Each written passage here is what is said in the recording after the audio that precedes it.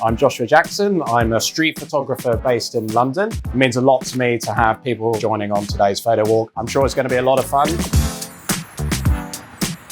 I've admired his work as a street photographer. He's just incredibly knowledgeable and passionate about his subject. I really love Josh's work. He really explores things. He has an incredible amount of knowledge. Seeing Josh's work kind of shaped how I like to do my photography.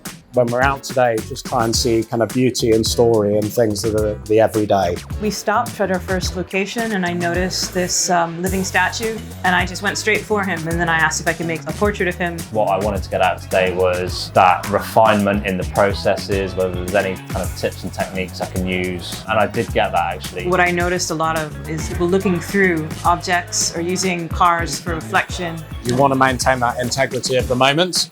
We're going to focus more on the color here. Again, we're just going to keep it nice and simple.